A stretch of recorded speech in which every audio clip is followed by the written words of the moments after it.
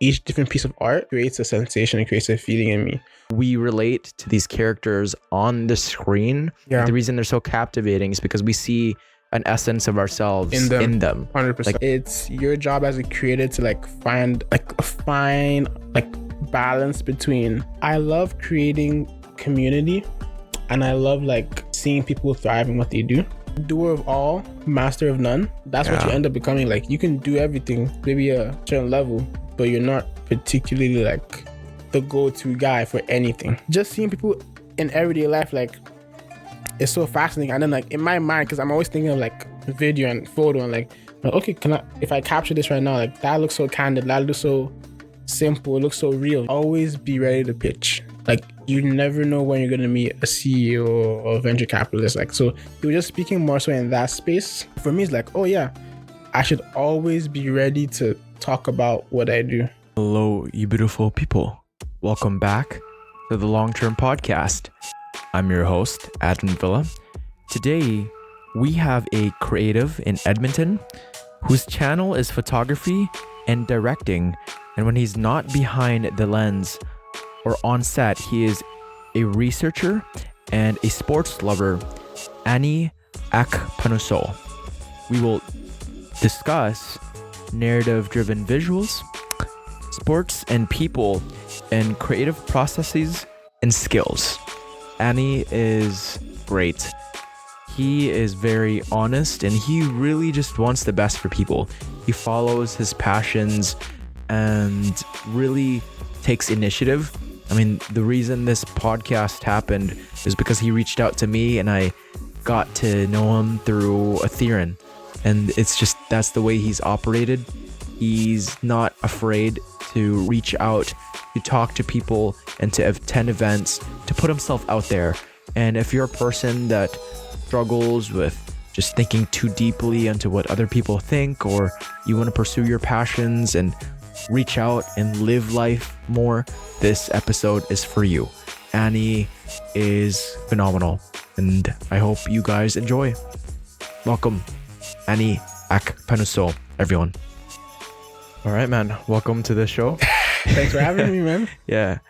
Annie Akpanusoh, everyone. Hey guys, nice to meet you. Yeah. Nice to be here. Happy to be here.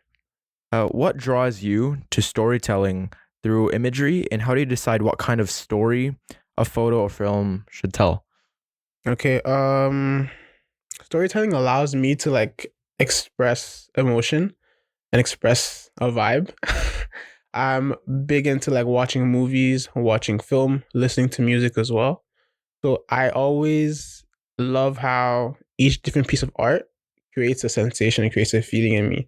So when I'm trying to like do that with my work as well, I'm trying to like fully capture, fully like create an environment where if you were planted in a picture or in a clip, you can immediately get the tone of the situation.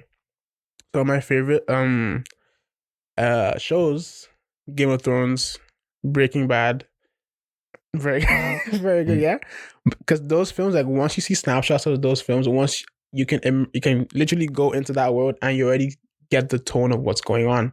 And so when I'm working and when I'm trying to like create visuals and create like shoots and projects, I'm always trying to create a feeling. So even the songs I put on some of my posts are very important to me because, like, again, the songs, there's a difference between one type of song on a post and then another type of song on a post. So again, that's how I go about my storytelling process typically. Yeah, it's like it has to capture the feeling at that point, right? Because if it doesn't match up, it's hard to convey that story. Yeah. Even with shows like Game of Thrones and Breaking Bad, right? They got like a certain vibe to them. Like they're very both unique as well. They're both masterpieces of their own. Yeah. Like one is completely different than the other. Yeah. Yeah. But dude, I've watched Breaking Bad like 4 times, man. I need to rewatch Game of Thrones, but Game of Thrones I've watched multiple times. I think it's one of my favorite ever pieces of cinema. Yeah. I always say, besides Game of Thrones, my favorite piece of work is Avatar: The Last Airbender. Oh yeah? Because like I feel like the storyline, character progression, character growth, and just the little subtle hints that they have throughout the whole universe, I think it's amazing. Oh, wow. And usually because it's animated, tons of producers fail to capture that in live action as well. So that's why I usually just stick to the animated version. And it's deeper, bro. Like a lot of it like touches up on discrimination. A lot of it touches up on like diversity, inclusion. One of my favorite characters is Prince Zuko, and just his journey from like in the beginning hunting down the Avatar, and then working with the Avatar, him learning about his ancestry and his purpose and his direction. He's a very complicated character that has to shed a lot of skin to get to where he is at the end. Yeah, it's like he goes through a lot of just tumultuous times and struggle, and like as a kid when you're watching that, right, it doesn't really add up, but as a grown up, right, you're like, whoa, that was actually so much more meaningful. Like especially when he finds out about his mom and like her ancestry and everything, he now has a better understanding as like why he's so like in knots inside, and then he's able to untangle each one and then go along his journey and then find his own purpose. Yeah. Do you ever look at these fictional characters, or when you're going through a rough time, do you ever go, yeah, what would the last airbender do? You know what I mean? Like I go through that sometimes where it's like yes, like I go through phases of just bad times and I'm like, oh, like what would Luffy from One Piece do? He probably wouldn't overthink it. He just delegate the tasks, or he would just go through it and feel the emotions, right? Of course. Like I feel like a lot of the time we relate to these characters on the screen. The reason they're so captivating is because we see an essence of ourselves in them. 100%. Like you look at Walter White, it's like we all have a little bit of ego. Exactly. And like when like he's like so insecure, right? But at the same time, he's so intelligent. Yeah. And he uses like he's always gonna like come off as in control. Yeah. But when remember at the beginning of the show when he was a bit skeptical about going into the business, and then when he became good at it, he now had a new lease of life, new sense of confidence, and that the iconic scene with his wife where he's like, I am the one who knocks. I am the one who knocks. That is a full circle moment where he's like, he's in charge. He's like embracing where he is now. But thing is, towards the end, he knew it was gonna end at some point. True. And he was just trying to like get the most out of it, you know? Yeah, dude. A man opens the door and gets shot. You think that of me? I'm the one who knocks. I am the one who knocks. Dude, I was watching that and I'm like, you didn't have to tell your wife that. like maybe you can think it. And you can see the fear in her eyes as well. Like it's like, I married. Who did I marry? Exactly. And Skylar's just like, oh no. Oh, you got it, buddy. Yeah. So how do you balance the aesthetic beauty with emotional truth when you're crafting your narrative-driven visuals? I think it's important to find a balance between aesthetic and like actual purpose of a visual. I think aesthetic is what draws people in because it's visual. Anything that is visually appealing, everyone's gonna take a moment to stop and look at it, you know? And that's the whole point of aesthetic. That's the whole point of like creating a feeling and a theme behind a project or behind art. And then balancing that with truth. The truth is what you want people to get out of any piece of art. If you want people to feel a certain type of way about your art, you're gonna like work towards creating that sensation. An album dropped recently by one of my favorite artists, Dave. He's from the UK, and there are a lot of mixed reviews about the album on first listen. But if you really like look at what he's talking about, it's a 10-song album. It's not very long, like 47 minutes. But if you dive into each song, he's talking about so much like societal things. Like he's talking about human rights. He's talking about injustice against women. He's talking about just anxiety in general as well. One of the songs, I think, is called Marvelous.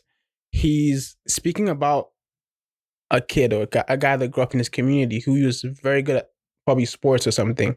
And all of a sudden, he lost his way. In a song like Selfish, he's asking a lot of rhetorical questions like, is he the problem? Is he like the reason things are like going the way they're going? Is he selfish?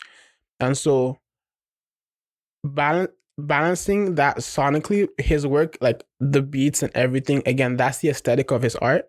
And then the lyrics and the message passing across, you now say that's his truth.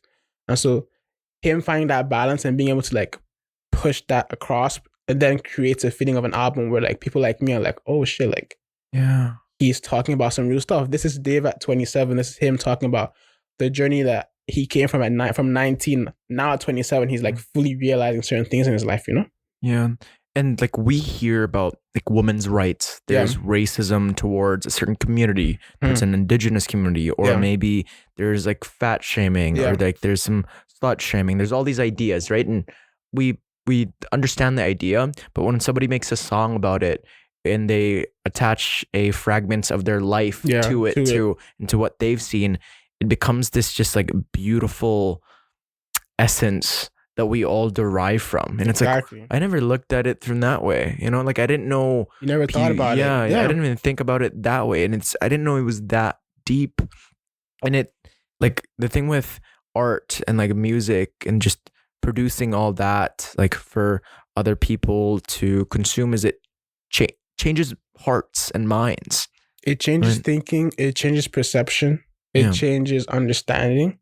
Yeah. You know, and information clears ignorance, and it opens eyes to like big issues that are happening around you. You might think that, oh, it's not happening close to me. It's not happening to anyone close to me. But when you actually take a step back and like ask the right questions and like look deeper, you're going to notice that everyone is going through something, and it's important to be aware of that. It's not just you. And so it's nice to go around with that awareness, because you treat people better instantaneously, because you don't know what day they've had. You don't know. You might hop into an Uber, and the Uber driver, you're trying to be nice to him, and he's not just talking to you. You don't know what he's been through. You don't know what the last ride was like. You know, you don't know how he woke up that morning. You don't know why he's even driving the Uber in the first place today. It might be like he needs a serious amount of money that day. You know, so walking around with that consciousness that things are happening to everyone at the same time makes you just like know that there's a lot of things to relate to. There's a lot of people to relate to as well, over like a simple conversation as well. Yeah. Like the way I go about the podcast is like, I want to be able to recognize the local community. Yeah. And what can I do for them, and get to know the people that actually want to put themselves out there. And what I've realized is everybody's got something, man. Like it doesn't matter if they're like a hot shot producer or a hot shot like 4.0 GPA, they're getting into med school. Like from talking to people like deeply and actually trying to connect and giving them some time. Like as you said, like you don't know what that Uber driver's going through, and you don't know what that successful person's going through, right? Like who knows? They might be going through the same thing. Yeah. And the feeling's all the same.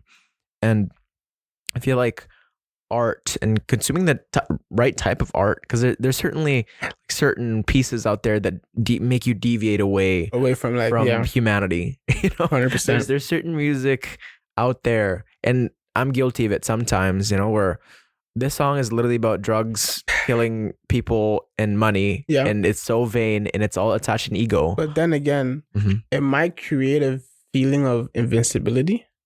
Yeah. So like confidence, like some people listen to I'm not gonna say I don't listen to rap. I don't listen to I love rap music as well.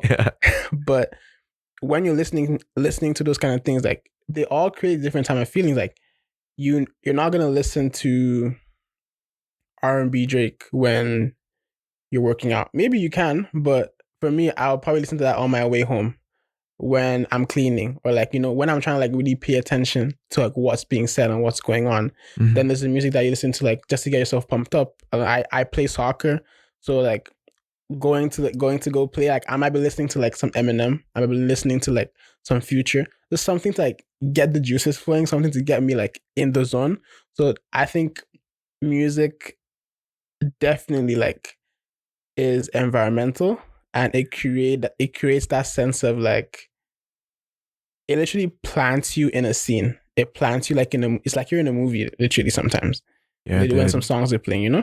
Yeah, before I walk into class, you know, if I want to be at peace, like I'll listen to Jason Mraz, some meditation music. Yeah. But if I want to like, you know, if I feel like aggressive, I just want to kill someone, you know, I'll listen to some Migos or something, some Future. Sometimes when I'm feeling so good, I always listen to Nigerian music, man. Like, it's so uplifting. It's so, I don't know. I think it's the best music in the world, honestly, if you ask me. Really? I think Afrobeats is the best music in the I world. heard it's really positive. It is like people like Ashake, Davido, Burna Boy, they sing about different things, but when the music, there's all that melody that they have that sometimes like when you're listening, it just like uplifts you sometimes. Like songs that Ashake has, like remember, like songs like that, they just make you like, they invigorate you, they make you feel good about yourself, they make you feel like remember a good time, remember a time where things were good, and that usually pushes you to be productive in the moment. Yeah, Yeah. you remember your roots, dude. And something about like, I'm always a big advocate for don't forget where you came Yeah. from. Like, I don't don't think I ever ever. will. Yeah, Yeah. you can never, because that's your roots. Like all the answers are there to Exactly. who you are. Like, how did you go from Nigeria, the Philippines, like Yeah. India, all the way to Canada? Like, what sacrifices were Were made? made for you to Yeah, be for here. you. Yeah. And like, I feel like listening to music and that type of art and Yeah. learning about the culture still like connects you to your ancestors, even though you might not know them. You Yeah. know? So can you walk us through a project where the story evolved unexpectedly during the shoot or edit and what you learned from that? I'll say one of the most recent projects I did. So I take photos of the U of A basketball team on home games at Seville, and I wanted to make a video where I was gonna mic up myself and one of the players on the team to try and get perspective of two different people on game day. So one of the players and a photographer, but my audio was bad for my mic. Dude, it's so disheartening when that happens. Hey, it's like Yeah. I put in so much effort, tears in this, and Yeah. then they expect Expectation, good from me because I put in good work, Yeah. and shit hits the fan. My audio was bad, and I maybe underestimated how difficult it was to like simultaneously shoot myself and someone else. And I totally like didn't get enough clips of myself doing my stuff because I was so engaged in like what I was actually doing. So when I got home to do post production, I realized when the audio is bad, nothing I can do about that. And I realized I don't have enough clips of myself. And I wanted this to be like, usually my reels on Instagram are not longer than a minute, 30 seconds, 2 minutes. And so I was like, I had to pivot instantaneously to like, I'm just gonna do the basketball player only and just have him mic'd up the whole time. And so I started like doing the video edit for me and him. And then like an hour or two after, I had to change it totally to like just be him, and I had to put it out the next day. So Yeah. for me, that teaches like flexibility. A lot of times, like in work and in like content, you're probably not gonna always end up where you thought you would end up. So there's gonna be a lot of pivots mid production, in planning. There's gonna be a lot of, you might have a shoot one day and then like you wanted 5 models, you have 3, or you wanted to have a shoot for 2 hours, you have only 90 minutes. There's different constraints that you might have to work around. So I think in the content creating space and in life in general, it's good to be very light on your feet and to think quickly, because you don't want to waste time you're not going to get back. And you have to be able to like pivot instantaneously and always be ready for anything. You plan for a certain outcome. Yep. But majority of the time, whether it be an event, and I just hosted a Halloween party recently, actually, and with the budgeting, I'm gonna spend just 2,000, and X amount of people are gonna come. Yeah. And it's all look so organized in my head. Yeah. But come to find out, it's like going to war. Like I've never been to war, and like maybe if the country demands of it, maybe one of these days. But we all have a plan, right? Whether it's be for the podcast, for going to that game. Yeah. And it all is so perfect, but come to realize shit hits the fan, and you have to be quick on your feet. Shit hits the fan quick. And how do you ever go about self-doubt initially though? Because for me, I kind of dwell on myself a little bit. I'm like, oh man, this sucks. Like, then I just get to work after. That's kind of the process, and I've been trying to do better. Yeah. Like, how did it feel when it didn't go your way? Oh, when I first started, I had a pretty shitty camera, and I was like, it was basically a hobby at that point, and I was just putting out work just cause. but I knew that that wasn't like the level I thought of myself. I knew that if I had better gear, if I had better time, I would be able to do better stuff. And even now, when I put out work, sometimes I look back and like, I could have done a little bit better than that, you know? I could have done this differently. I could have done that differently. I should have put this song on this. And I feel like every time I'm creating something, I'm always having second thoughts as to like what I can do. So usually my process is when I get back home, I review every piece of footage I have, and I'm just mind mapping different concepts and different ideas I might have. And usually when that self doubt comes, I usually just step away from my work. You know, I go do something else. I call my friends, I speak to my family, you know, I play video games, you know, I go on walks as well. I go to the gym. Like once that self doubt creeps in, I just go back to a space or a mental space or mindset where like I know that I'm doing a good job. And just hearing like people like your mom say, "Oh, don't worry, you get it. You know what you're doing. I see the hard work you put in. I know what you're doing." Even your friends, like your friends giving you constructive criticism on your work as well, goes a long way into like making you understand like, okay, I am on the right path. I'm not perfect, and I don't think I'll ever be perfect, but I'm pretty darn close. Like, every day that I'm working on something, every day that I'm learning something, every day that I'm like experimenting on new ideas, new skills, someone's gonna like, give you a little pat on the back and be like, yeah, Yeah. this is getting better. Even when I started with like, I do this thing on my Instagram page where it's called GB Cuts, and it's like just me vlogging like behind the scenes content and stuff like that. I remember when I first started, I wasn't that good at video editing, to be honest. Wasn't that good at color grading as well. I wasn't that good at even like knowing like what type of composition I wanted for some of my shots. And so I used to like watch a ton of YouTube videos explaining that. I watch a lot of films. At a point, like I remember one of my friends, Idris, sending me a list of films to watch, and I literally like watched almost every single one of them just to like see composition, see shooting, see how things are done. And then on my spam page, I was making videos over like I'll say during end of year last year, January, February. I'm just putting it on there, and then I'll see myself getting better. And then I got to a point where I was confident enough to like, okay, I think I can put something out. It's not gonna be perfect, obviously, because even now looking back at that first reel, it wasn't like nothing crazy compared to what I'm doing now. And even now, I still have a lot of room to grow, but it was definitely a starting point. Yeah. It becomes normalized, right? When you're in the process and you're in your 50th video. Yeah. And like maybe something goes wrong and you experience that self-doubt. Yeah. And then you go to your family and friends and you're reminded of just how far you've come. Yeah. Because right now, like everything we've ever known, we just take it as, hey, it's just, that's just because of it. But we forget that there's effort in there, and we were at level 1. Exactly. But now we're at like level 30. And one day we're going to be at level 50. Mm-hmm. And it's going back to even to relate this to the roots, right? It's don't forget where you started.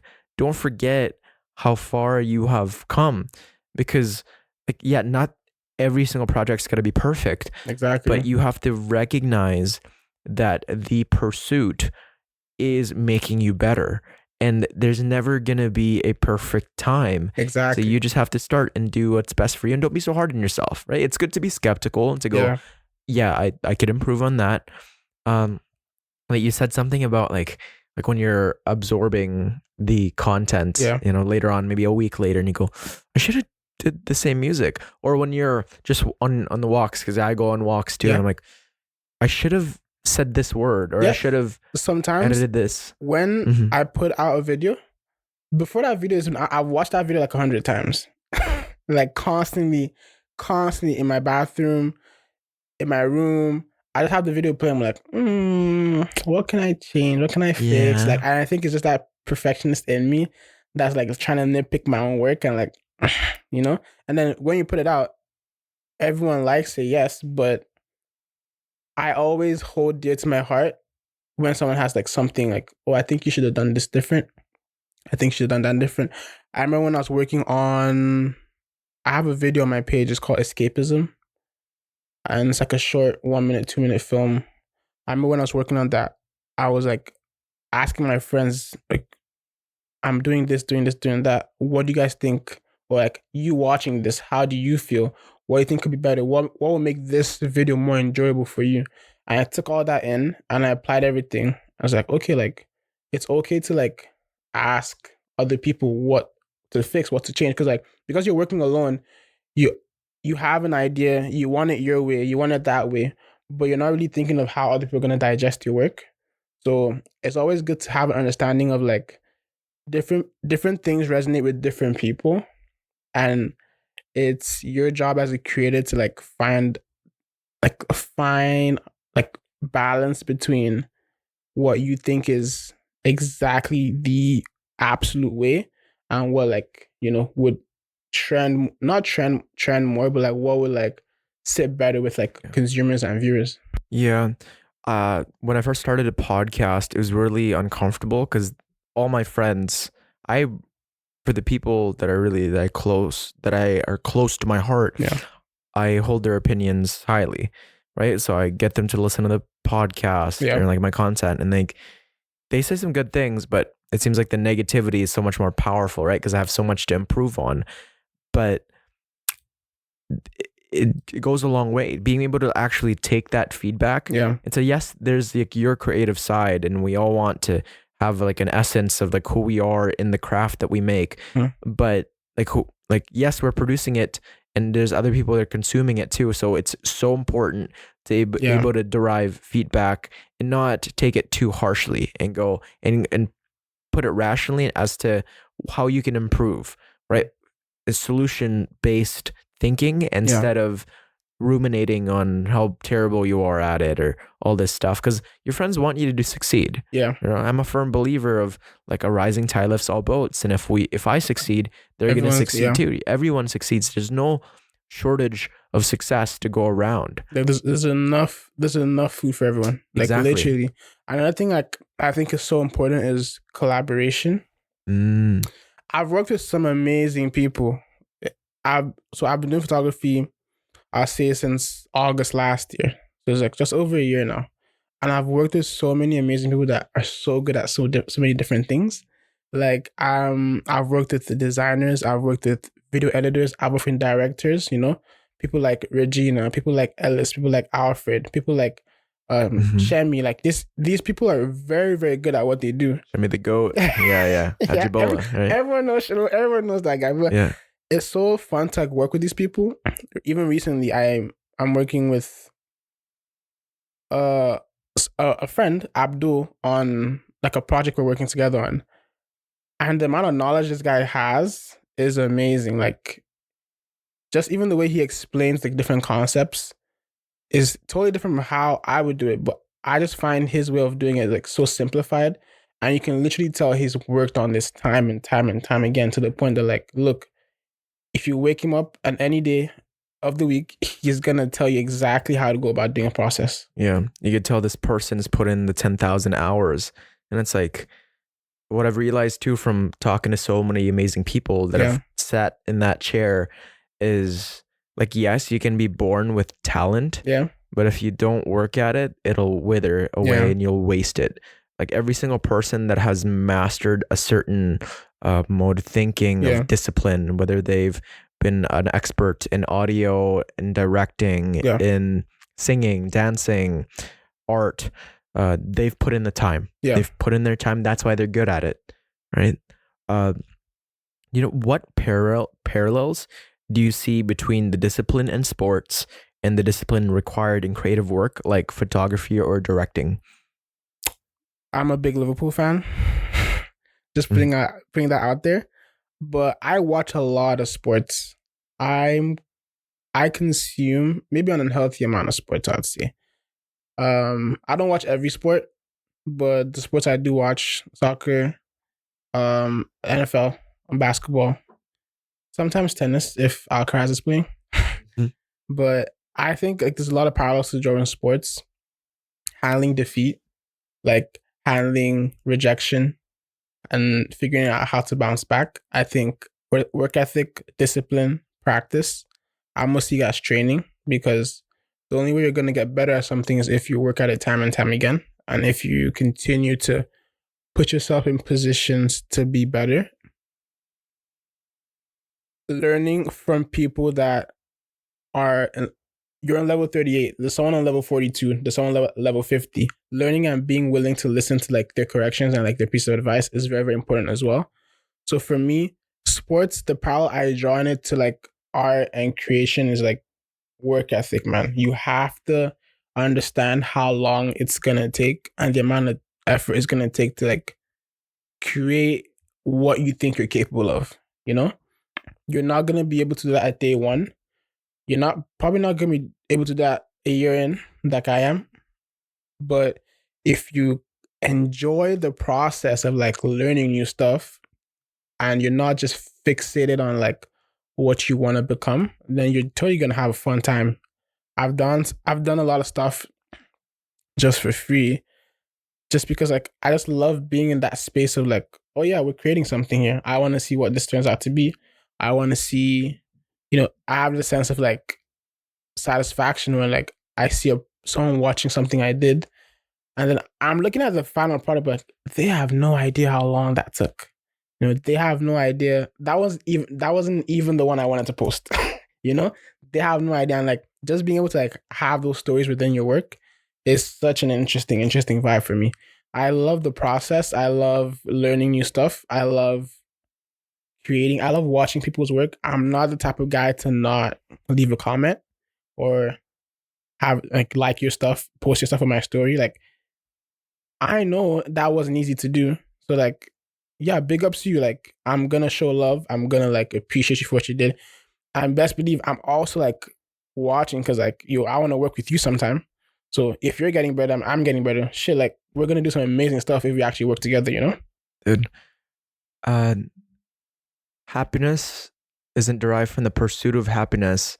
It's derived from the happiness of pursuit. And when it's in the progress, yeah. And like when it comes to sports, you get to see like companionship, yeah. teamwork, and just learning from the loss, yeah, and not letting it crush your spirit. Because you see like all these people who experience loss, right? One person just quits, yep, never does it again.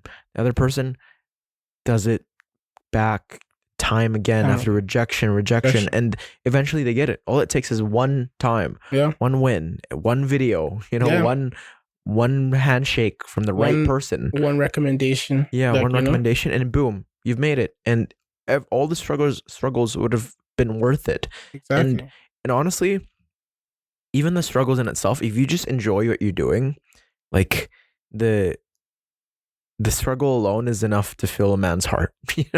It's like if you just enjoy, like, yes, you can be passionate about something, but of course there's going to be days where you don't want to do it. There's just the magic you're looking for is the work that you're avoiding. You just got to put in the work, and you know what's best for you. You know when to travel down that road, and usually that road's going to be filled with spikes and cobras. 100%. But on the other side is more of that, but it's like freedom. So how do you use your camera to capture the human side of sports beyond just the competition or performance? I think if you're watching out for the game within the game, then you're gonna like have a lot of stuff to capture. So when you're watching sports, there's little things that I try to pay attention to. So I'll use basketball because I cover basketball. Just that when someone has a free throw, just that moment they get the ball, and you can see everyone has a different routine to how like they want to shoot a free throw, and just like that alone is something I want to capture.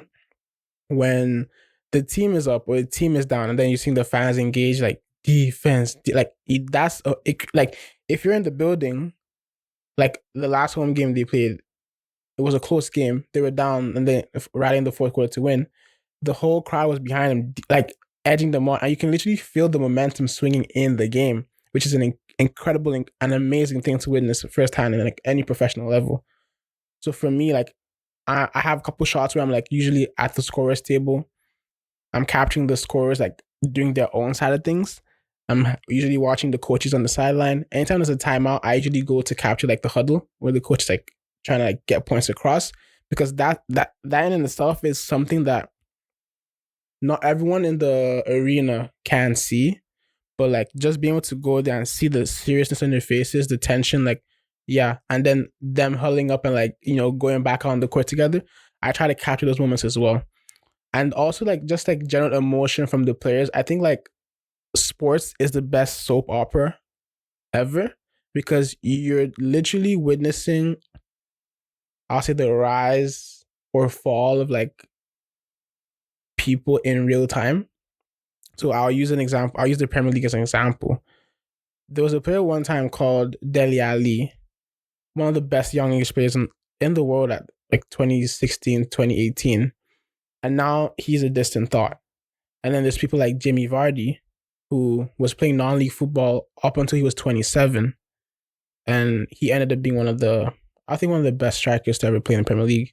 Over 100 Premier League goals, won the title. And all this happened from the age of 27 to like 35. So I think sports allow you to like in real time see the progression of people and story. Like sports is a thing of storylines. I think the NBA is like a perfect example. Someone like LeBron, bro, like some people have been watching him since he was 18 years old. And then like when you go back and see the articles that are written about him back at the time, things like Chosen One, Next Jordan, this and that, and obscene expectations for an 18-year-old, by the way. And now to see him now, you almost think he kind of did it, He kind of actually like, I think, superseded you guys' expectations, to be honest. Like, who would have thought he would be the all-time leading scorer in points? Who would have thought Stephen Curry, skinny, light-skinned kid, would become the best shooter ever? Like, you literally see these things unfold. Steph Curry bursts onto the scene at March Madness, and then years later, he breaks Ray Allen's record and it's like all-time leading scorer. Like, some people like are witnessing these things in real time, and sports has an amazing way of capturing emotions, capturing stories. Like every single game, every single line, every single match has a different plot line to it. And that's what feeds into the frenzy of like, that's why people love it so much. Like you can literally create a storyline in your head and it can literally happen, like it can literally come to fruition, because like in sports, anything can happen. Yeah. Mm-hmm. Yeah, there's so much dramatization there, like discipline, hard work, and you get to see people, operate under pressure. Yeah, and it's like when the last point is there, it's like, what are these people willing to do? Sometimes you ask yourself, what would you do in that situation? Like, like would I crumble? If I was 18, touted to be the next big thing in basketball, how would I handle that? And then you see different people handle it differently. Like different number one overall picks in the NBA handle the pressure and expectation differently. You see LeBron, he did it so well. I don't think anyone will ever do it that well. Then you see a lot of people, different number one picks like Zion. Zion has to go through a rough patch before like now he's like in shape and doing better. There's people like Wemby right now taking the world by storm, and he had to go through adversity as well. He had a big injury at the end of last season as well. So like these little things, like you can just put all of them side by side, and then you can draw parallels. You can also draw like similarities as well. Beautiful. So in your opinion, what do sports reveal about community and character that inspire your visual storytelling? I think sports is the perfect example of collaboration, teamwork, and pulling in the right direction. So if you see any team that's consistently been good, consistently won, they have a core of people that usually set the tone for the direction they're trying to go in. I'll use my team as an example, Liverpool Football Club. In an era of dominance, it was probably like, I say the whole team was good, but the manager, Jurgen Klopp, literally like pulled everyone, both him, the players, the fans, staff, all looking in the right direction. And he had a famous quote where he said, in one of his first press conferences, where he said, here to change you from doubters to believers. And so I think sports has an amazing way of like making people like rise together and like look at, oh, this is our time, our opportunity, and like no one else is gonna do this but us.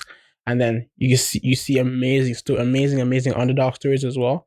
So for me, translating that to like collaboration is pretty easy for me. I have a sports background. I play a lot of sports growing up, and I'm the same way collaborating now with people. People hit me up with ideas. People hit me up with plans. I'm always very willing to like help out. I'm always very willing to offer any piece of information I have. If I know someone that can help you, I'm definitely gonna let them like introduce you to that person. If I can help you, I'll definitely do it. I'll definitely add it to my plans. So like for me, I love creating community, and I love like seeing people thrive in what they do.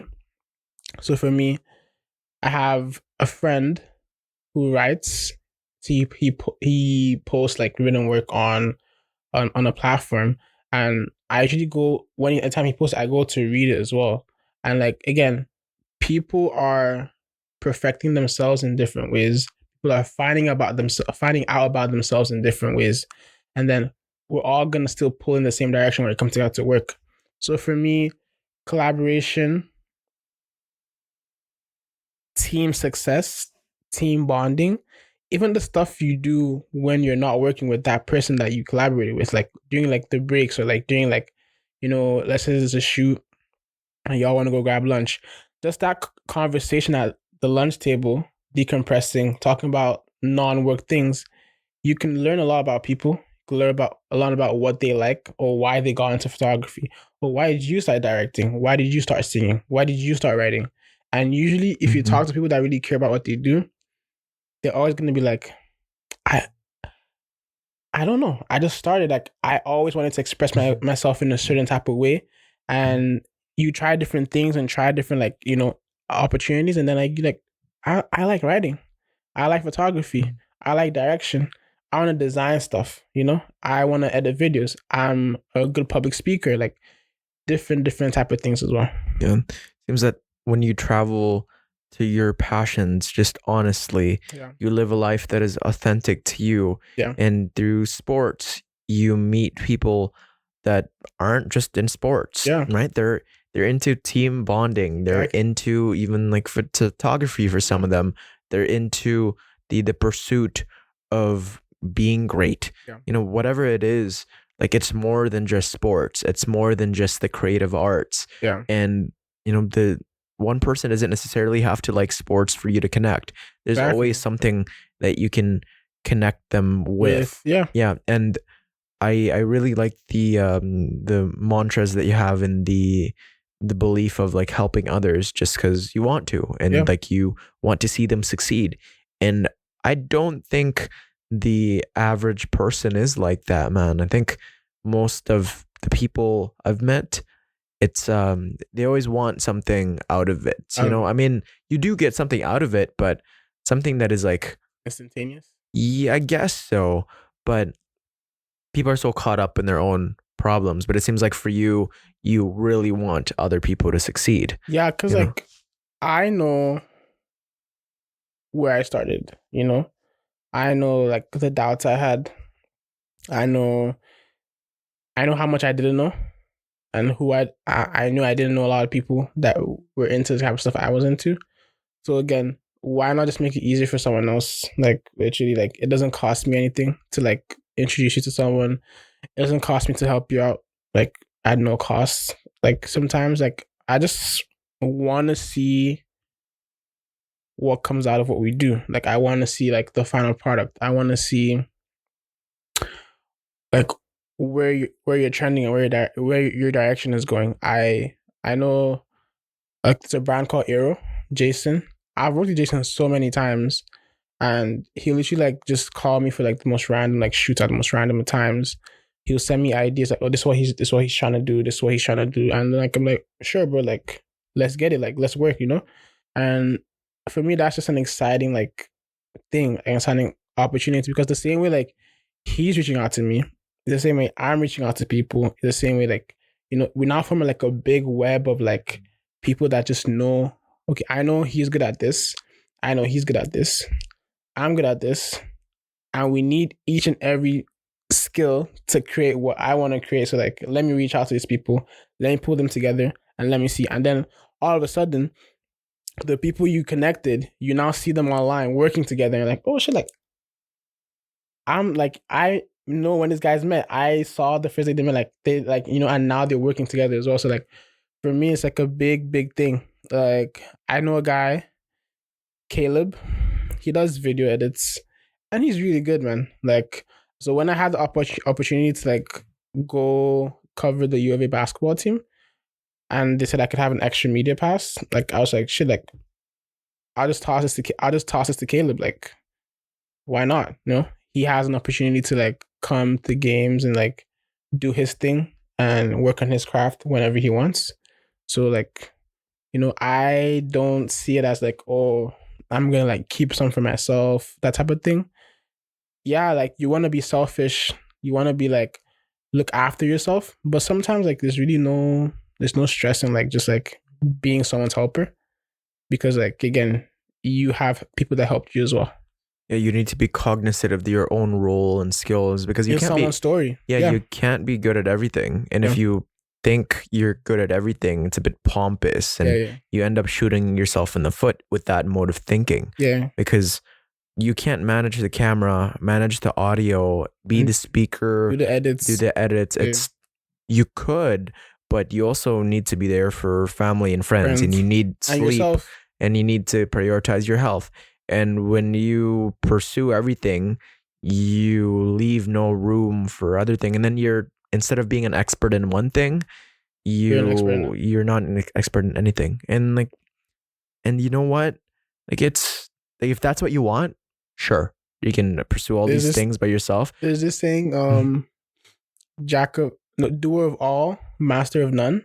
That's what you end up becoming. Like you can do everything, maybe a certain level, but you're not particularly like the go-to guy for anything. You know? So, and I find too that it's really beautiful actually that you formulated a team, and you saw these different connections, and you found that, oh, like the people that I connected with, they're actually working together, and that's without you. Right. And like people's initial reaction would be like, oh wow, like I'm a bit envious, like I'm the reason they're together. And I'm sure there's like an essence of that, but it seems like for you, you're really happy to see them connect. And I have this habit of anytime I'm out in public with someone, or when we're at the gym, if I just meet someone and like there's a mutual, or there's a friend that comes by that the other person doesn't know, I'll always be like, hey, this is Annie, and this is John, nice to meet you. And then they shake hands, because I've been in a situation where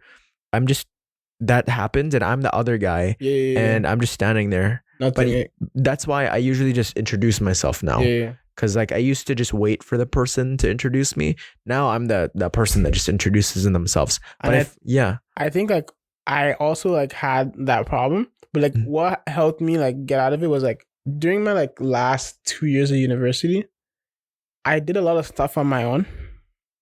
In terms of like, I went out on my own a lot, like to events, to networking events, to parties, like, and then when you're alone in a room full of people conversing, you have to find a way to insert yourself in the conversation. So like, I built up that confidence, and like, I just went to people and like, hey, hi, my name is Annie. I'm a final year student.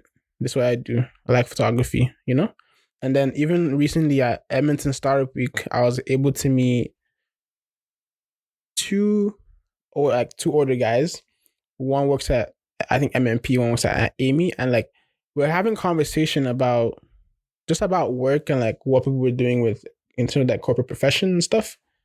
And then I can't remember his name, but the guy from MMP, he just asked me like, oh, what do you enjoy, or what do you do? I started talking about my corporate job, and like he's like, no, what do you enjoy? Like, what do you do? I was like, oh shit, this might be an opportunity to say I'm a photographer. So like I now said, oh, I enjoy photography. I have been doing it for over a year now. Actually, this is my page, And he's like, can I have a look? And instantly he like liked my work, and he's just like, I'm gonna keep you in mind for when I need a photographer. And literally just like that, I had one new person that like saw my work and like, oh, like he's actually like pretty good at this, you know? Yeah. So for me, being able to like go to places and just being able to like just insert myself, being able to like talk, just being able to like talk to anyone really, like about anything, like it doesn't matter what the scope of the conversation is, like I'm just gonna also make people comfortable enough to like see me as someone that's gonna listen to them. Because I feel like everyone thinks that. I think one thing that happens when you're not saying enough is like you don't think anyone thinks what you have to say is worth listening to. So once you create that sense of comfort around people, they're gonna be able to like let you know like what ideas they have, what plans they have, you know, and just like, man, we're all in this together at the end of the day, so why not just like collaborate? Had you not shown up to that event, had you not mustered up the courage to be able to present yourself there to strangers, Yeah, you wouldn't have that and I think access. older people as well, like these people aren't anywhere close to my age. I'm 23, so like these are people well into like 30s and 40s. Like, what could I possibly say to like make them want to talk to me? And so I think like again, navigating like different type of rooms is also very important. Sometimes you're gonna be in a room where like most times you're in a room where like you're among the younger demographic. On some odd occasions, you're gonna be like the old guy in the room. When I'm talking to my sister and her friends, I'm the old guy. I'm the unk. You know? So being able to like know your role in different conversations is very, very, very, very important. Yeah, and being able to adapt to the conversation. Yeah. Because if we're in an event right now and we have this like long form talk of like, I ask you a question and you take 3-4 minutes to respond. Yeah. People are just like, this guy's just talking the whole time, you know? Or if we're at a arts event like photography and we're just talking about sports the whole time, not acknowledging anyone, it's like then people won't feel as connected. It's like you really need to know who you're talking to, what type of event, what type of vibes everybody's going. But also the rejection side of things, because I am also the same. I like to attend preferably with people during events, but if nobody wants to come with me, I will show up alone. Like I did candid interviews in an ultra that's all the way in Spruce Grove. It's like a 40-minute drive, and usually my cameramans, I have a cameraman, whether it's my brother or a friend, but they're all just busy. So I showed up there and just interviewed people. And at first I was like, oh man, I'm here alone. It's so uncomfortable. Like when you don't have a team with you, it's like, it's so much heavier. But come to find out, when you talk to people are open. Rarely is it uncomfortable, but there are times. How do you deal about the rejection with people? Whatever. Yeah. Like, you know, I've reached out to people online to collaborate or to like, just to reach out to like form a connection, and they wouldn't respond, or like they would respond and then like I would think a conversation is starting, but like nothing happens. I'm just like so one thing that I learned growing up, I used to play soccer, and when I was a junior, like the seniors were just way better than you. They're older than you. They've played more games, and I was on the bench, and I was like, how do I make them know that I want it just as bad? So do I have to run harder? Do I have to train harder? Do I have to like, you know, improve on certain things? And so for me, when I get a rejection, it's almost like, okay, like you might not notice me now, but I'm going to work my ass off so that you notice me some other time, you know? And so it might not be like immediate. Like I've spoken to people where like back before I wouldn't say I've blown up, but like when I was like a bit earlier in my journey in photography, they didn't like want to like talk to me, or like they didn't think I had enough standing or something like that. But fast forward like just a year, and like I'm able to work with these people, and it's like for me it's nothing like a grudge. It's just like, okay, like yeah, I acknowledge I wasn't of repute at the time, but man, come on, you could have probably helped me get here way faster than rejecting me in the beginning, you know? But then again, that's a good barometer, a good screening for people, because, oh, you weren't there for me when I was here, and now I'm here. You want to work with me all of a sudden? It's like maybe this is a person I wouldn't trust, you know, because as soon as you lose everything. They're just using you. That's why I will never forget the day ones. Yeah. And the people that just like support you From the when you had beginning. zero, when you had nothing, and they're just like you for who you are. And those are the people you want. And yeah, DMing people, right? And it's like putting yourself out there. Like this wouldn't have happened if you didn't reach out. Exactly. You know, and if you weren't mutual friends with people, Yeah. you know, you need to get at least a social standing as well. And Mhm. the more people you know, like the more you're exposed to. Because I remember talking to my friends, like, I was like, why aren't there podcasts in Edmonton? I usually ask them, like, why isn't and they're like, oh, you do a podcast. I'm like, I don't think I'm a podcast guy. I don't think I could like host a podcast and like hold like conversation for that long. Like, I don't know why no one's doing a podcast. I just threw it out there, like, you know? And then when I saw Ethereum post, you know, I was like, there's a podcast in Edmonton, bro. So I was like, I have to like try my best, like, you know, get on, like, you know, I just like enjoy the conversation. I just want to, I watch Ethereum, like, oh, he's just being himself. He's just talking about what he likes. He's just talking about like, fashion collaboration. I'm like, okay, man, I want to do this too. Sounds like a cool activity, like, you know. So I then reached out to you, and like, again, you were so like nice, bro. Like, you were so responsive. Like, everything was seamless up until today we're recording. You know, like, you know, collaboration just expands like the amount of things you're seeing and the amount of things you're exposed to. So like, if you hold yourself in a cube, you're not gonna like, things are gonna be happening outside that cube and be passing you by. You know, you have to be able to like lower the walls and like see what's happening and be like very, very open to go asking like for help and asking questions. Yeah, dude. I mean, I really, really admire your energy, and not a lot of people think that way because it's like, oh, well, what would they think? You know, if I walk up to a stranger, or if I DM, they're gonna think I'm weird. But it's like they're gonna think that maybe. Chances are probably not, because they're so caught up in their own self. own selves. But a week later, they're not gonna remember. And the upside is, if it does happen, it's a podcast, it's a photo shoot, it's working with the team. Exactly. It's and I think now we're connected. You know, now the podcast is going well. Now I get to know you, you get to know me. Exactly. And one day, if you need help with podcasting, if you want to start your own, you have me as a resource. You know someone who has a podcast.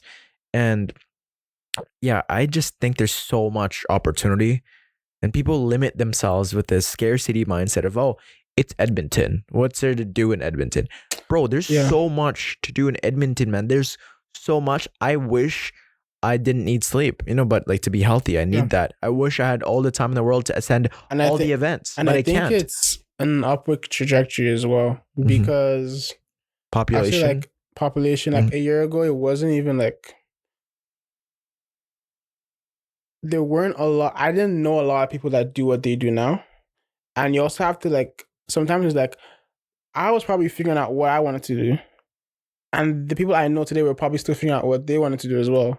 So like, now that we know exactly what we're doing, it's almost like we're all in the same pot together. So like, now it's like, oh, he's doing this, I want to help him out. He's doing this, let me help him out. He's like reaching out to me for help and stuff like. So like, I feel like everyone is just like growing together, and I'm very excited to see like what becomes of like the Edmonton like content creation scene and stuff like that, because in 5, 6, someone like Shemi, bro, like in 5 years, God knows what Shemi's gonna be doing, bro. Like, if he's already like doing what he's doing now, you know, if he's already like, you know how many people Shemi's connected just off of like his personality and himself. So like, again, you have to like have an appreciation again for people like him, because I might like enjoying talking to people and stuff like that, but like, again, I respect that his is like maybe a whole different level. Like, he has that confidence in himself, like he can go into any room, any part of the world, and just like talk, introduce himself, what he likes and stuff. And then like, you watch people like that, and he is younger than me, but like you get inspired as well. Like, yeah, like, oh man, he's doing this. Like, I can definitely learn a thing or two. You see how he does his work. You're like, oh, I could pick little tips here and there. You work with other people. You see how they do their workflow. You're like, okay, that's pretty smart. I'm gonna, take that cookie, I will never underestimate anyone just because they're 12, dude. Like, I've heard of stories of just a 12-year-old being a super, super capable person when it comes to fixing hardware in a computer. And like, my buddy, he was having trouble putting this computer together, and he went online to like this. There's like this little ad, Yeah. and drove to this place, brought his computer part. Older lady opens the door, Yeah. and it's like, hey, are you this? And like, oh, that's actually my son. They walk downstairs, and there's this room filled with computer parts. This kid's like 9, bro. Yeah. This kid takes the computer, gets a screwdriver, like does this little move. Yeah. It's fixed. And like, that's when I like, whoa, like you can really not underestimate anyone. I think the younger you are, the less restrictive you think. Yeah. Because like you don't really know the constraints of like society or anything. And so judgment. Like, you're just like thinking purely of like, you have an idea. How can I get this idea done? So it's on your path to like completion that you're like, okay, I can't do this way, roadblock. I have to put it this way. You're not thinking of war. You're not thinking of like, the depression, being there for your friends. You're just thinking, okay, this is fun. Energy as well. Yeah, this is fun. I got all day. It's a Saturday. I just did my homework. I'm done. Like I'm gonna just do this for fun. Exactly. And they don't have like this objective of what does this say about me. They don't got like girls in mind. It's all just, okay, I'm gonna build this thing. Yeah. And it ends up being phenomenal. So what does your creative process look like from concept to execution, and how has that evolved over time? My creative process is so random, bro. It's so sporadic, off the cuff. Yeah, like I feel like I could get better at planning like what I want to do. But for me, it's like I get inspired just by existing. Like, sometimes like I'm just washing dishes or like at work or listening to music, and then like something just like hits me, like, oh, an idea comes to my head. I'm like, I need to write this down. Bro, I was folding clothes today before you got here. It's actually, I was busy. I was just cleaning up everything, and an idea just came up. What if I just did candid interviews with professors? Just like knocked on their door and just like interviewed them at the U of A. I'm like, probably gonna get rejected many times, but who's done that before? Just gonna ask them about their day, humanize them, because a lot of students like view these professors as like something big. I'm just gonna ask them about their weekend or something, or like what's their favorite show. Exactly.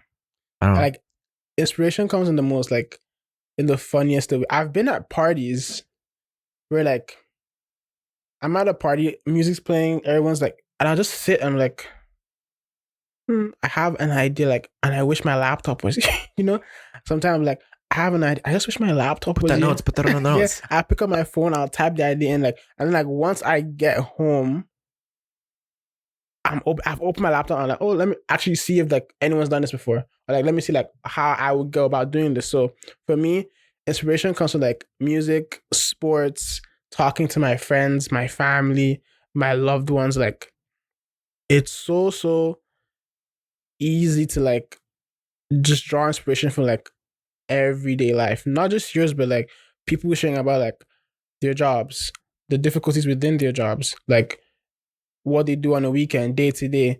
Like I was in Ottawa recently, and just being in a new city, new environment, we're just like, oh, like this is what goes on in Ottawa. Like this is how the weather is in Ottawa. Like this is like how the roads are. This is how like long it takes me to get from point A to point B. Like just that change of scenery. Like I came back, I was like, okay, like why don't I in Edmonton like appreciate those same things I appreciate in Ottawa? It's just because I've been here for that long.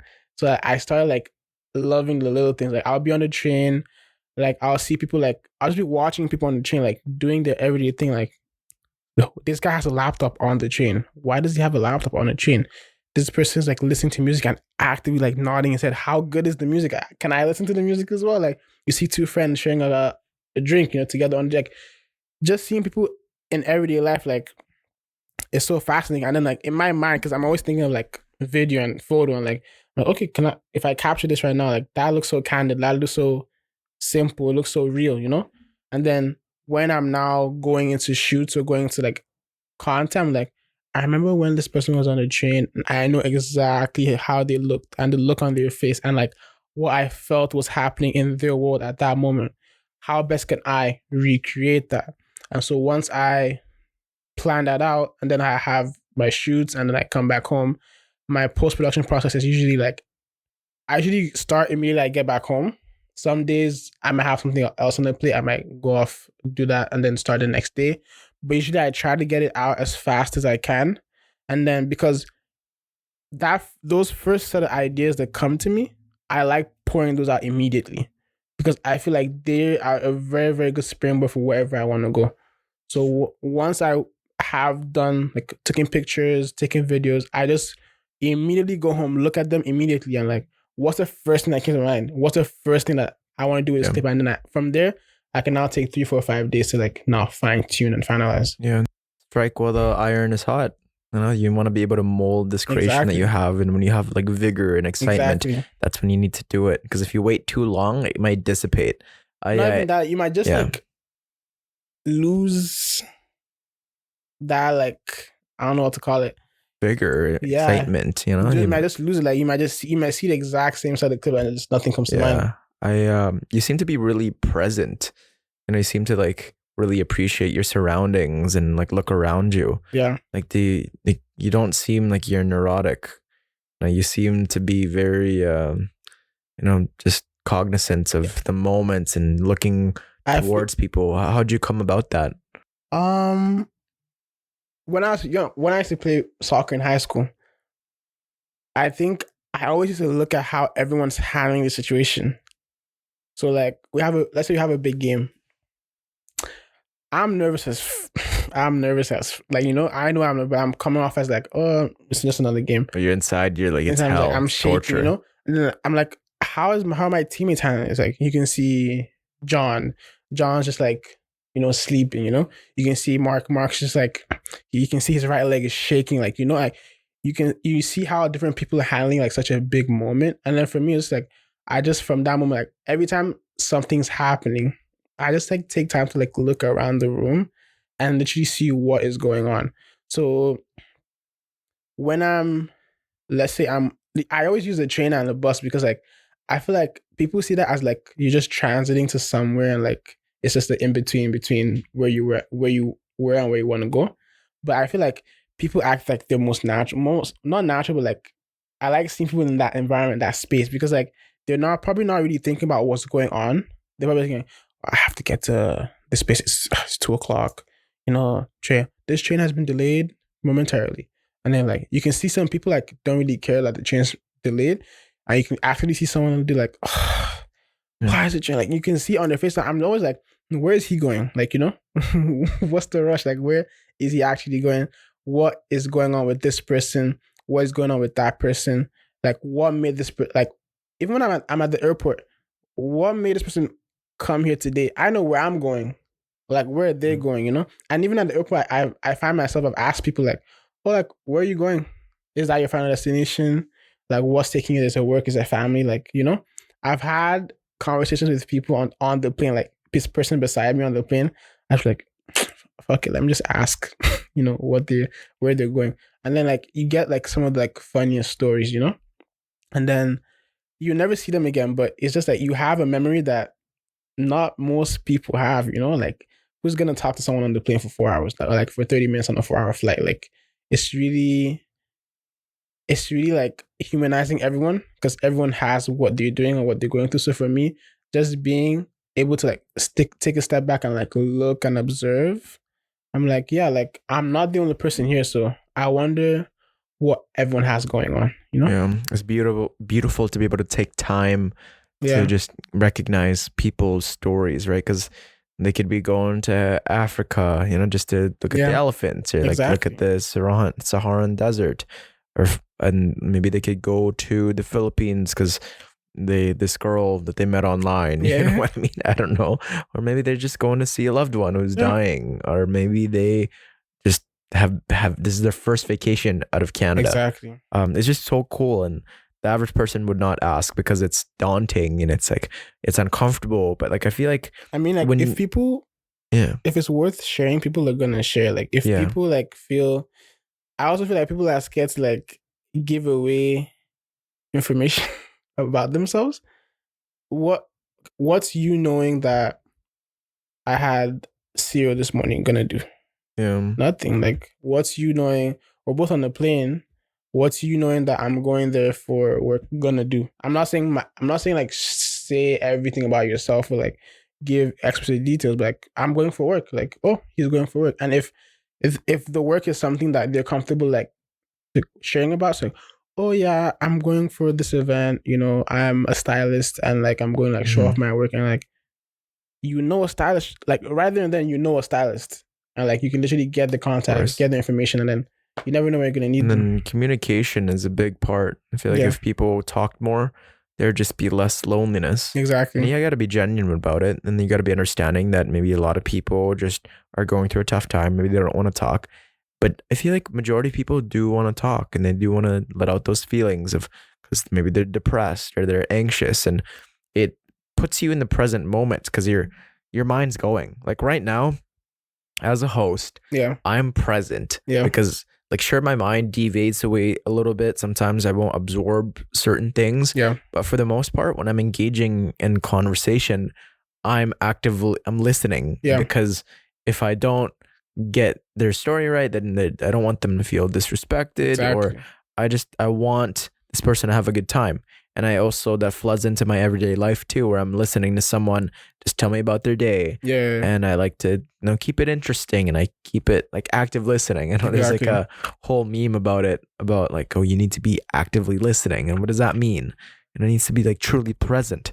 Are there any specific skills, technical or interpersonal, that you think every creative person should continuously sharpen?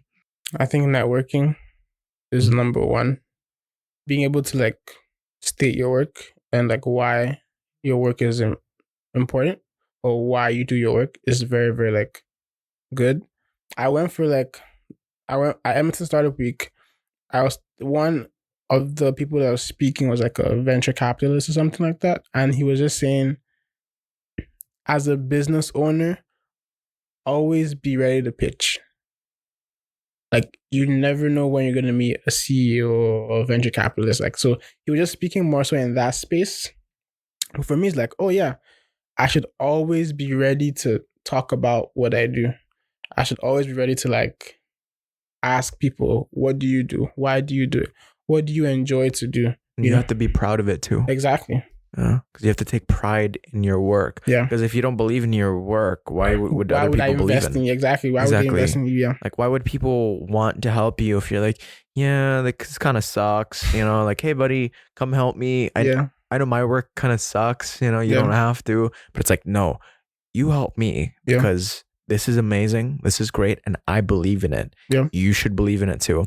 And I was watching, that School of Hard Knocks guy where he like interviews successful people. Oh yeah. He's like, yeah, I've interviewed Tom Cruise and all this, or he, prior to making it, he would knock on people's houses or gates and he just asked to interview them, and he'd get like millions of views. And he did that in one of his videos, and this very wealthy man, he's some millionaire, he said that your dream has to be big enough so other people's dreams can fit in it. I'm like, I thought of that and I'm like, yeah, I need to dream bigger. Like, yes, I need to be in the moment, but at the same time, I could be the next Joe Rogan. Like somebody's got to replace him.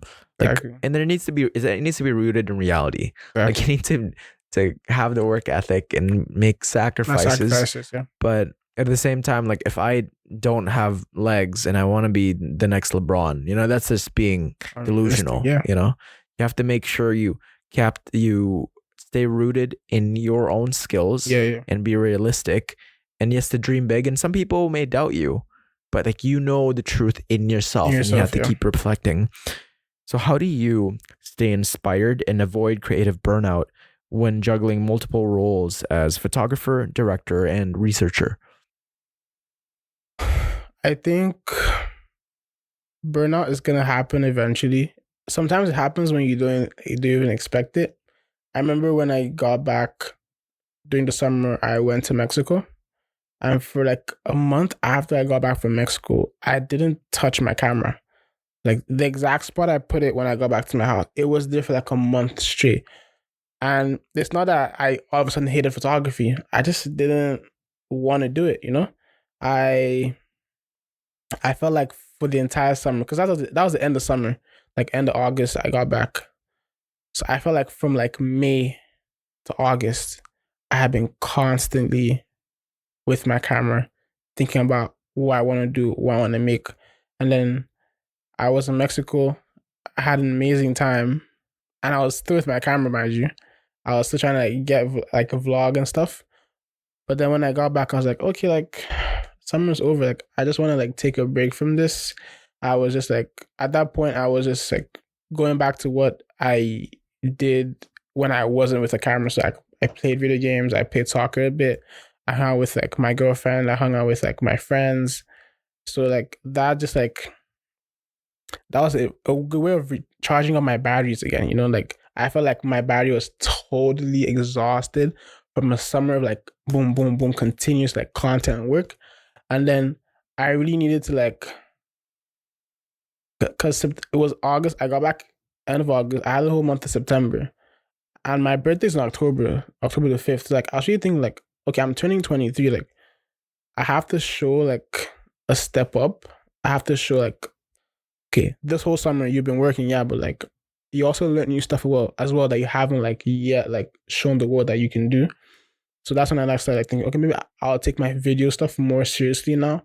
I'll put like high quality content. I'll actually take my time to like invest in myself. So buying a better mic, planning to buy a better camera, like just small stuff like that. Like that whole month of like not really like working, I was just thinking like, okay, like if I'm taking a break from this, I do want to come back with something different. I want to come back with like a new lease of life. I want to come back with like new ideas, a new level of production. So like people are seeing like, okay, the stuff he was putting out in January vastly differs in quality from what he's putting out in October.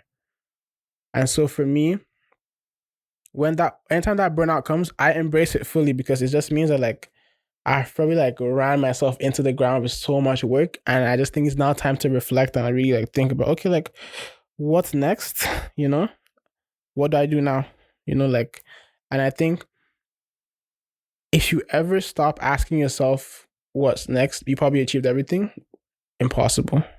So for me, it's like if I'm always gonna ask myself like, okay, like what's next? What do I do? What can I do better? Then like it means that like, okay, like there's still like stuff to do. There's still room to grow. And for me, like burnout is just an opportunity to reflect. So that's how I handle it. I spend time with like people that care about me, people that love me. Call my mom. I'm a big physical activity person. I'll go play soccer as many times as I can, because I just think that for me that's a very freeing activity. Sometimes I'll lay in my bed, have music playing, and I'm just laying in my bed. Like I'm not really like necessarily like on my phone or anything. I'm just laying in my bed, enjoying the music. I'll be like, and sometimes when you're like in that space, like you listen to music and something new comes up in the song that you never really paid attention to, because I mean you probably listen to music and doing something. So your focus was on that thing you were doing. So you're now listening to, oh wow, he actually said this, like, you know, or this is what he meant. This is like, oh, this is where this reference comes from, you know, like that time allows for like decompression, and it's okay. Like there's a point in the year that even Steph Curry puts down the basketball, I'm pretty sure. So like that time is not a time for you to be like to panic and be like, oh, does this mean I don't love it anymore?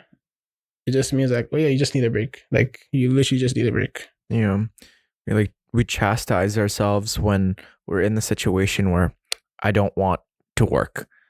But this is your body telling you, hey, maybe it's time to chill out a little bit, take a nap, you know, listen to music, stop worrying so much. You've done your best, and it's okay to just take a step back and reflect and tackle it maybe from a different angle. Maybe you went about it and drove yourself to the ground. Maybe next time you will just, instead of staying up past 2 a.m. each time, you just go to bed earlier. That way you can prepare yourself to prevent burnout, and you can remind yourself of who you are. Because yes, we all pursue art and we all want to be recognized, but at the same time, we're just people. We're just human, right? Yeah. We're not set out to achieve like the world's world. You know, we not achieve to get the One Piece. You know what I mean? Like there is limitations. Yeah. And we're not perfect. So it's taking the time to realize what does matter. Because we get so caught up in wanting to be the next Steph Curry, wanting to be the next Rogan, wanting to be the next biggest thing. Yeah. We forget that we got family. There's friends. There's the video games to connect with friends over. Yeah. Girlfriend. There's people who have kids. Yeah. It's like, who are we doing this all for? We get so caught up in just like, I need to get this done. I need to get this done. It's like, yes, you want to do it for you, but you don't forget onto why you're here and what's your true calling, and just being able to just be comfortable with tensions. 100%. Yeah, dude. This has been a phenomenal episode, man, and I really admire your energy, and I think that you already are great, man. But I think man, I appreciate it. that you have so much potential, and whatever you do, man, I think you'll excel at it. Thank you. And you seem to be very connected in the community. Thank you. I think you'll do wonderful things. You're still at 23, and who knows what'll happen in 10 years, eh? 100%. I say a lot of phenomenal meetings with people, just cool projects. What's your next project now? Year's wrapping up. For November, I'm really letting the work find me, in a sense. I don't really have anything I want to like put out. I'll say like my GB cuts reels at this point in time, I want to be making more of those. I want to be getting better at like video editing and stuff like that. But I think towards December, might do something holiday themed. I spoke to Ethereum at a Halloween party. I think this week that just passed, and he usually asked me the same question, like, "What are you doing? Like, any projects coming up?" I was like, "I don't really know, but I do know like in December I'll probably do something holiday themed, trying to like get a bunch of guys together and see what we can create." But for November, I'm really just working on my short videos, GB cuts, trying to get that like consistently like being pushed like probably weekly, get like a video up a week. And yeah, I'm just having fun. Shooting a commercial with Shemi. Awesome. I think next week as well, this coming week as well. So like just going about seeing what other people are working on, trying to meet new people and have fun. Literally, like that's the reason that's what got me into photography. Really, it's a fun thing. It's fun to like make people feel good with their pictures, and like that's what I'm always gonna continue doing. Yeah, dude. Do you have any words of wisdom, any last words to the audience who are going through a tough time and maybe they want to start being creative or photography, but they're kind of hesitant and they got a lot of self-doubt? Mm-hmm. Start where you are. You're gonna feel like anxiety and like doubt at every stage. So like the beginning is the time with the least amount of risk, the least amount of like, you have nothing really to lose. So like, why not just go for it? Why not just like put yourself out there? And I'll say shoot for the stars, man, because there's so much out in the world to see and to explore. There's so many like nice people out there, and there's so many people like you as well. So don't think that you're just the only person that wants to do a certain type of thing. And even if like someone's creating in a different like sphere, like you're doing fashion, you're doing photography, like you have so many parallels to draw from with them. So I'll say put yourself out there, make that leap, and just always be willing to learn. Always, because like you're never gonna like learn everything. And yeah, once you realize that, then the sky's pretty much your limit for real. And don't forget to have fun, man.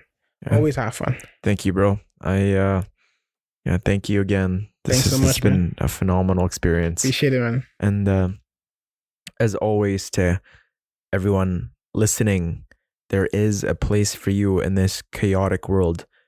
Never lose hope, strengthen your faith, and keep it long term. Ani Akpanusoh, everyone. Thank you, guys. Peace. Thank you. Appreciate it, man. Dude, this has been great, bro. Did it. That's it.